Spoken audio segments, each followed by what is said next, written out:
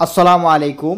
এখানে 2400 square feet বা 6% জায়গার মাঝে 4 ইউনিটের একটি বাসা। যারা ওই রকম একটা 6% জায়গার মাঝে 4 ইউনিটের একটি বাড়ি করতে চান, 4তলা ফাউন্ডেশন দিয়ে, বর্তমান সময়ে একতলা কমপ্লিট করতে আপনার কত টাকা লাগতে পারে, এই বিষয়ে বিস্তারিত এই ভিডিওটা দেখলে এখান থেকে আপনারা আইডিয়া নিয়ে আপনার বাড়ির কাজটা করতে পারেন।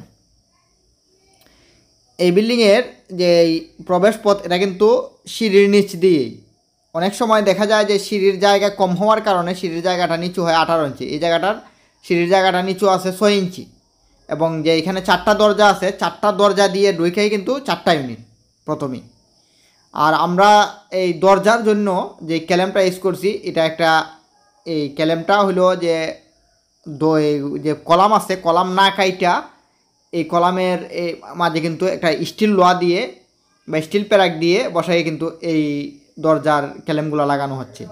অনেক সময় দেখা যায় কলাম ভাঙা যায়, কলামে কোনো সময় টাচ করা যাবে না। এটা হলো এই বিল্ডিংয়ের ড্রয়িং প্ল্যান। এই বিল্ডিংটি হইল লম্বায় 52 ফিট এবং 48 ফিট হলো পোস্টে। 2496 স্কোয়ার ফিট এবং 5% 70 পয়েন্ট জমির মাঝে এই বিল্ডিংটা করা। আপনি যদি ওই রকম একটা বিল্ডিং করতে চান তাহলে 6.5% বা 7% জায়গা লাগবে, কারণ জায়গা কিন্তু সাইডে করতে হয়। যদি সাইডে না করেন তাহলে কিন্তু পরবর্তীতে পস্তাতে হয়। এখানে হইলো এই বিল্ডিংয়ের 3D প্ল্যানটা। তো যারা বিল্ডিং করেন একেবারে সম্পূর্ণ ড্রয়িং ডিজাইন কইরা তারপর আপনি বিল্ডিংয়ের কাজটা করলে সবচেয়ে ভালো হয়, কারণ ড্রয়িং ডিজাইন ছাড়া যদি বাড়ি করেন তাহলে আপনার সারা জীবন পস্তাতে হবে।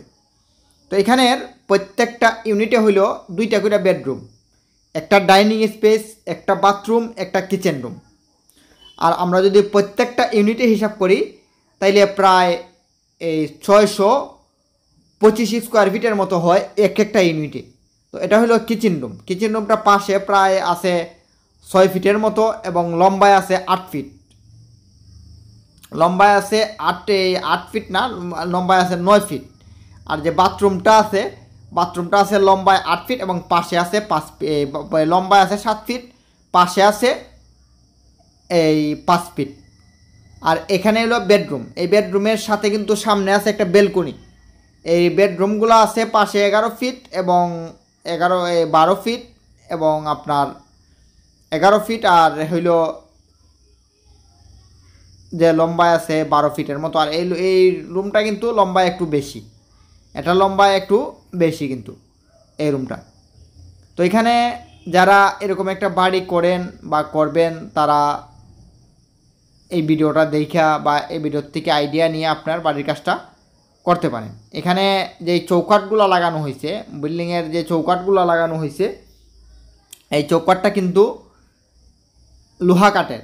এটা পাশে হলো 40 ইঞ্চি এবং কারায় হলো 7 ফিট। প্রত্যেকটা দরজায় যে মেন দরজাগুলো থাকে এগুলো হলো যে 40 ফিট পাশে এবং লম্বা হলো যে কারা, ওইটা হলো 7 ফিট। এবং আপনি যখন একটা দরজা লাগাবেন অবশ্যই ভালো মানের দরজা প্রয়োজন। এখানেও একটা বাথরুম এবং মানে প্রত্যেকটা ইউনিট, 4টা ইউনিটের 4টা ইউনিটও কিন্তু একই সমান এবং একই সিস্টেমের। 2টা করে বেডরুম, একটা বাথরুম, একটা কিচেন রুম, একটা ডাইনিং স্পেস এবং একটা বারান্দা।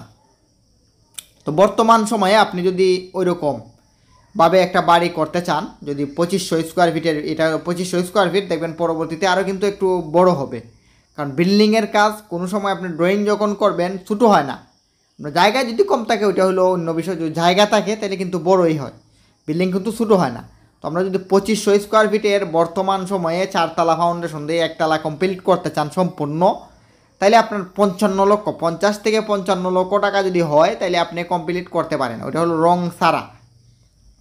সারা, রঙের কাজটা হলো আলাদা।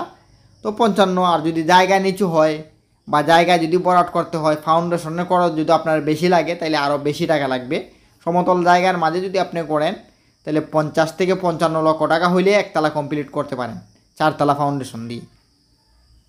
তো আমরা ভিডিওগুলা দেওয়ার চেষ্টা করি যে আপনাদেরকে বোঝানোর জন্য বা একটা আইডিয়া দেওয়ার জন্য, বা কাজগুলা কীভাবে করা হয় এই ড্রয়িং প্ল্যান থেকে আপনার আইডিয়া নিয়ে আপনার বাড়ির কাজটা করতে পারেন। তবে আপনি বাড়ি করার আগে অবশ্যই ভালো একজন ইঞ্জিনিয়ারকে দিয়ে যদি ড্রয়িং ডিজাইন করে তারপর সম্পূর্ণ ডিজাইনটা করবেন।